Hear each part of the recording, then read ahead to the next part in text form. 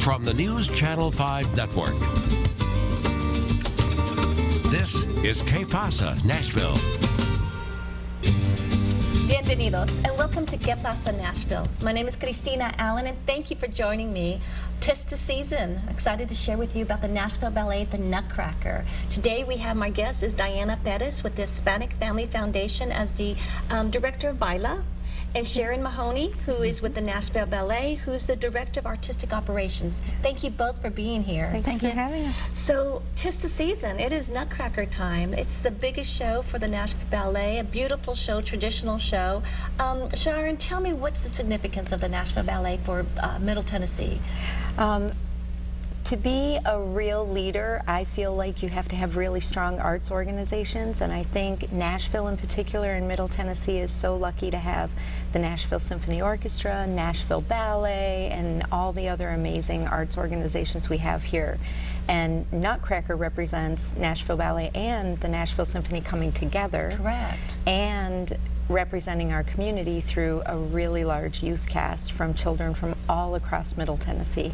And I grew up watching the ballet. It was a tradition in my family, a tradition in many people's family to come every year as part of the opening of the season, if you can get the tickets early and so forth. So I did attend recently the performance, and it was beautiful. And Diane, as a director of Baila Dance Studios, tell me a little bit about that and your involvement with the ballet. Well, Baila Dance Studio is a dance studio free for kids. It's an after-school program, and is under the Hispanic Family Foundation. So 2 years ago, I made the outreach coordinator, and we started talking about the outreach coordinator for the ballet? For the Nashville Ballet.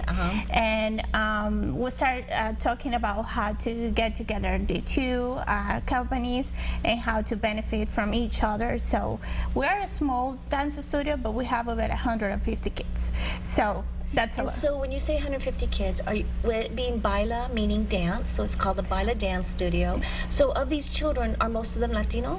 Yes, most of them are Latinos. And so with that dance studio, what kind of programs do you teach after school? We have folklore. We have which is traditional Latin. Which is traditional Latin. This one is actually Mexican folklore.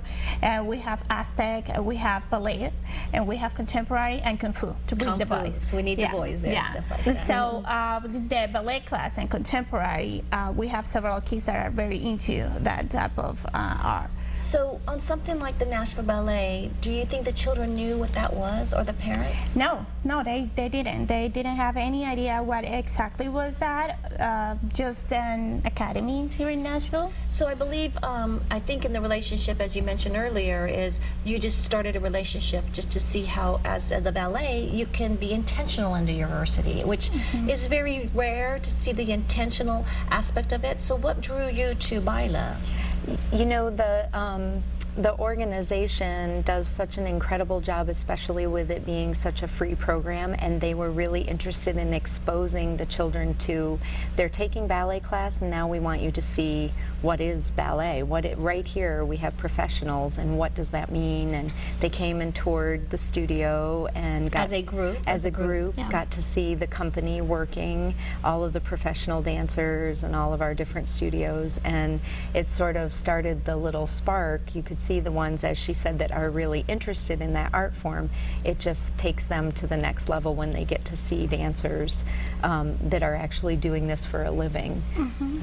Well, we're going to take a quick break, and we're going to continue to come back and talk about the Nashville Ballet and the Baila Dance Studio and the collaboration that's taking place. We'll be right back with Que-pasa-Nashville.